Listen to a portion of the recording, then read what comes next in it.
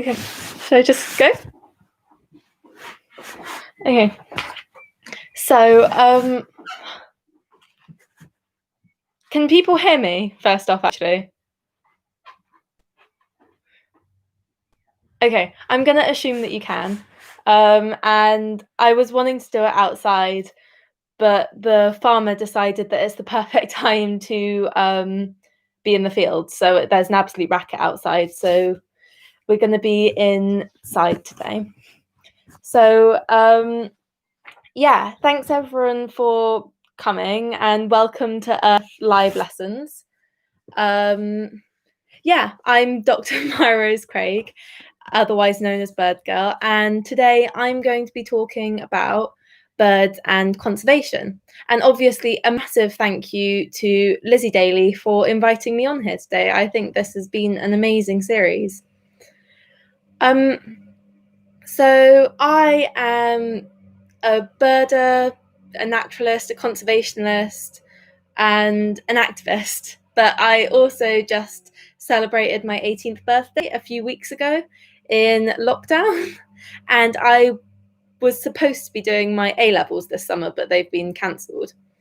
But obviously I've not had time in my life to do an actual to get an actual doctorate, so I got an honorary one from Bristol Uni back in February for all my campaigning to do with making the conservation and nature sectors more ethnically diverse, which was, yeah, that was just amazing. Like, I'm still reeling from that a little bit. It was, yeah, it was just amazing.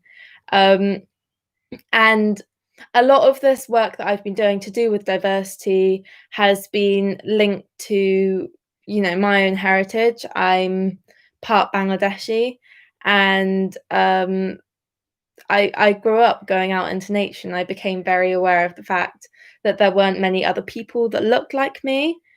And to be honest, I think it's an increasingly important issue just because we're on the verge of various environmental crises, and we're excluding massive groups of people from becoming involved in these various campaigns and issues to try and essentially save the world.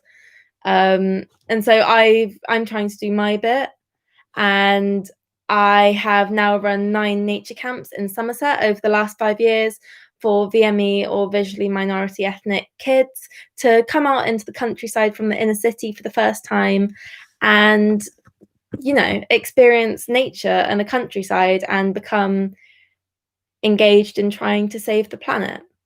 But today I'm going to be talking about some of the amazing birds that I've seen on my travels and some of the amazing conservation projects that I've experienced along the way.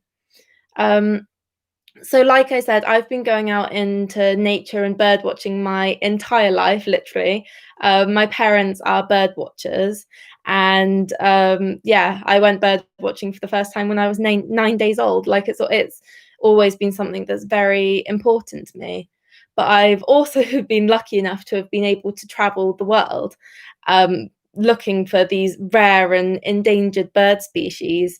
And in the process, I've met all sorts of people and experienced all sorts of conservation projects that have been set up to essentially stop various species from going extinct. Oh, sorry. But you know, it's not all birds. There's also been various mammals that I've loved over the years, from mountain gorillas in Uganda that just did not care that we were there, absolutely happy to be hanging out with us, to these orangutans in Indonesia that just were looking down on us through the trees, and it was just an absolutely magical experience, to Komodo dragons on Komodo, which was mainly terrifying. They're very scary in real life, but it was also, again, just fantastic. And all of these animals are still there, still existing, because of all the various conservation projects that have been set up involving local people to fight to save them. And before we started, I want to ask you guys a question. and no one's allowed to cheat. You're not allowed to Google it, and I'll tell you the answer at the end. But last year, I became lucky enough to see half the species of the world's birds, which was fantastic. And I want to ask you guys if you know how many species there are total of birds in the world. Yeah, and I'll tell you the answer at the end. So when I was 8, I was lucky enough to go to Ecuador for 4 weeks on this bird watching trip, and it was the first time I'd ever been anywhere so exotic and so exciting. And I didn't sleep a wink during the whole plane flight. I drove my parents absolutely nuts. But I went through the bird guide, and I picked out 10 species that I was absolutely desperate to see. Like, I really wanted to see them this trip. And it was essentially just the prettiest or the most exciting looking birds. But one of them was a harpy eagle, it's the biggest eagle in the world, and it's beautiful. I'm still in love with it today. And I was just desperate to see this harpy eagle, and I was like, this is the bird that I have to see in Ecuador. And we spent hours and hours that holiday going up rickety towers up into the trees above the canopy to try and keep an eye out for these amazing harpy eagles. And we never quite caught up with them. We never quite tracked them down. And they have been getting rarer and rarer over the years due to various human influences. And it's just, they've always been very tricky to see, but it's getting more difficult. And I've tried so many times over the years to try and see them, going to various like nesting sites and stuff. And I've just never quite managed to track one down. And yeah, they feed by a lot of the time flying over the canopy and spotting monkeys that are sticking up over the top, and they swoop down with their massive claws and just pick these monkeys up and carry them away and eat them. But when I went to Brazil last summer, on the very, very last day before we were due to go home, our guide, who knew that I was just desperate to see these harpy eagles, took me to this very old nesting site. There had been no eagles that had been spotted there for more than 6 months probably. And we waited all morning, very quietly, very still, and nothing turned up. So then we went back for lunch, but we came back in the afternoon because I just really wanted to see this harpy eagle. And we waited, and it was like getting quite late, and we thought that one wasn't going to turn up again. But like right at the last minute, like minutes before we were about to leave, we looked up at this really old nest, and we realized that there was a harpy eagle sitting next to it. And it was amazing. My mum said she's never seen me smile so much in my life. And we were running around like headless chickens a little bit, trying to get like the best picture, trying to get the best angle to see this amazing bird. But as I was looking up at it, I suddenly realized that from its point of view, we probably looked like monkeys running around, and if it so wished, it could probably swoop down and fly away with one of us for dinner. But another species that I picked out on this list when I first went to Ecuador was the sword-billed hummingbird, which I think, yeah, well, I've got a picture here because I think it just shows how amazing it is. Its bill starts right down in that top corner, and it's longer than the actual body length of the hummingbird. And I just thought it was beautiful. I just really wanted to see this bird. So I put it on my list, and I just really wanted to see it. And this one I was less unlucky with. I saw it in the first couple of days in Ecuador, and even more than the picture, I just thought it was beautiful in real life, really amazing. And it was in that moment that I decided that hummingbirds were my favorite birds ever, and I wanted to see every single species of hummingbird, which was a bit of a goal for an 8-year-old to make. But I'm working on it, and I'm about halfway there at the moment. So I guess it's turned out all right. I've seen about 200 hummingbirds now, and I still think they're as amazing as when I saw my first one. So when we went to Ecuador, we stayed in a lot of various eco lodges around the country, and my favorite personally was one in the Amazon called Napo Wildlife Center, which was it had been set up and it was run by the local indigenous community, and they decided that because of the number of species and birds going down, they wanted to give up hunting and start conservation and ecotourism instead. And I guess, well, it was very successful, and this lodge was amazing. And I've never met people who are so knowledgeable about birds and wildlife and the world around them. And it was a very strong contrast to other places that we'd been that hadn't been set up by the local communities, that were a lot less personal and a lot less knowledgeable, and there was a lot less heart behind it.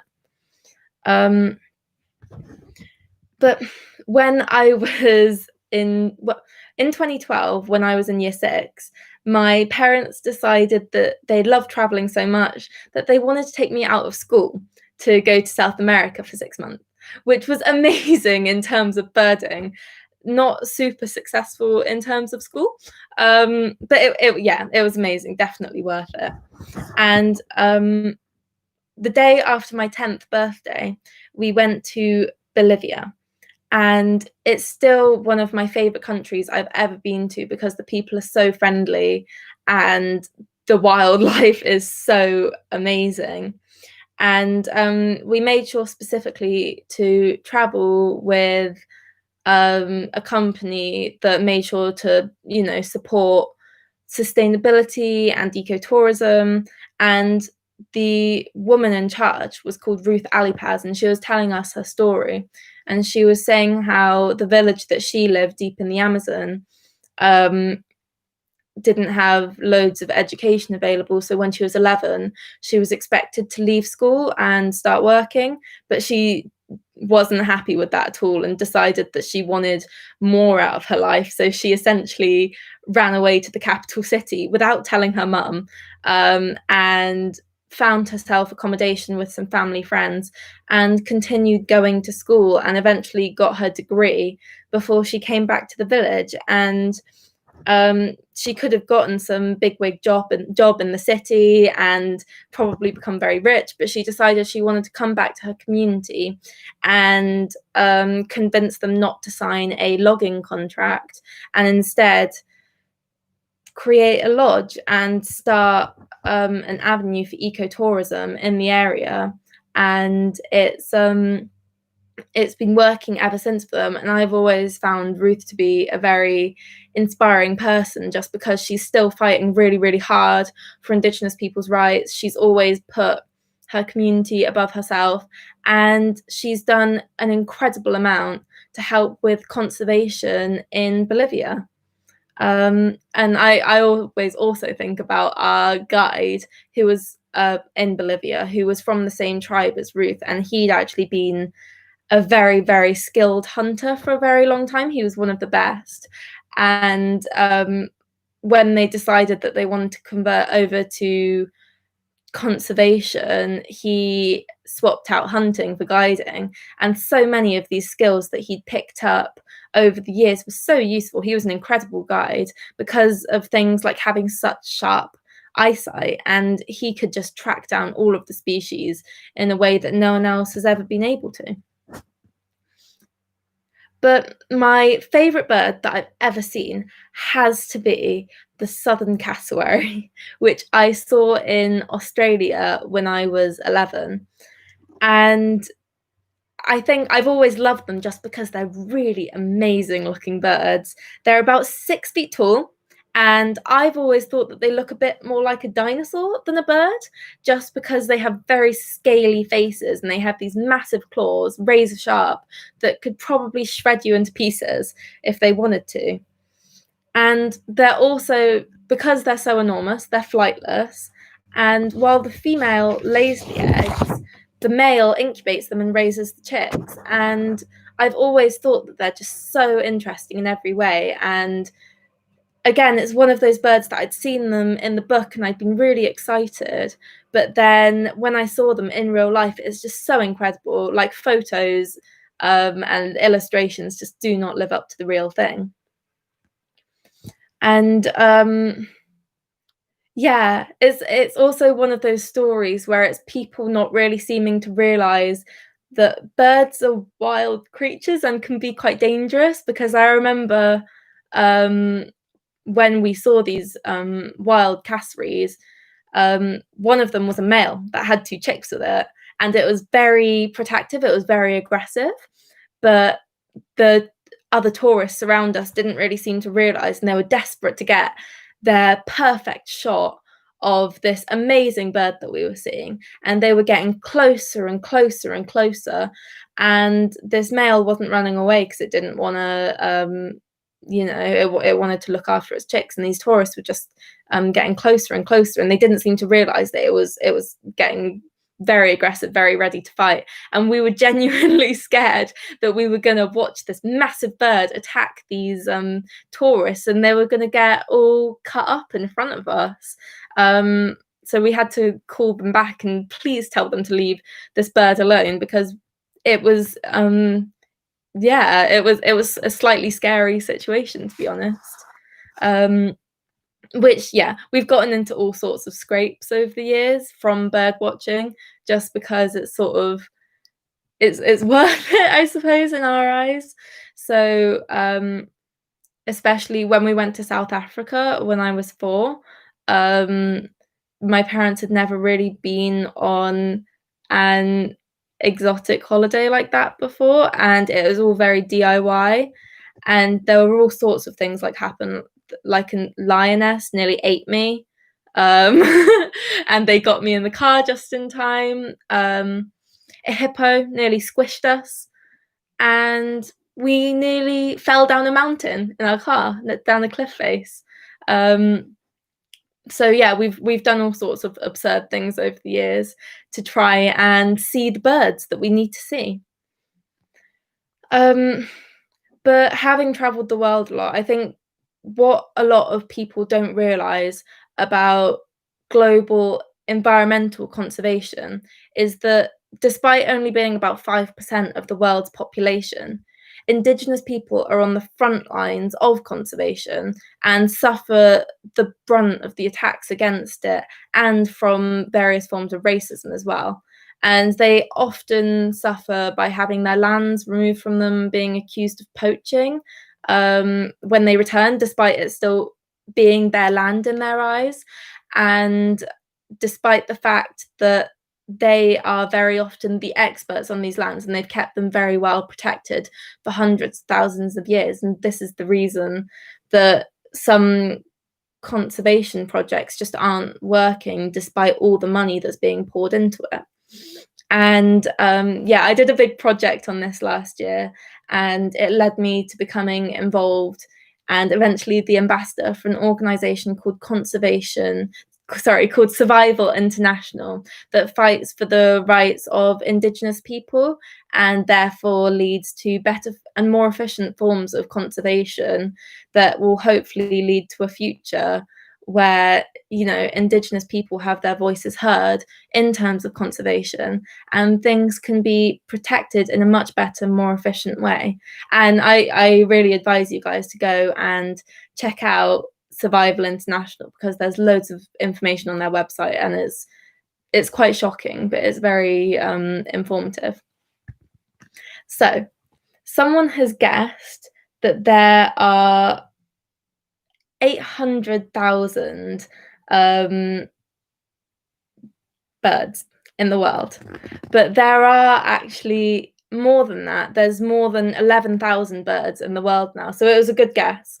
So when I saw half the birds of the world, it was about 5,300, which was, yeah, it was fantastic. And I just love birds, I suppose, which is why I think it's so important that we continue the fight to protect them. Yeah, and someone's asked, what should be done globally to better protect birds and reduce their rapid decline? So there's loads and loads of different things that can be done. I think one of the reasons that things haven't been done before is because it's a very complicated issue. And like I said before, I think it's really important that we listen to what the local people have to say about their land and their species and how best to protect them.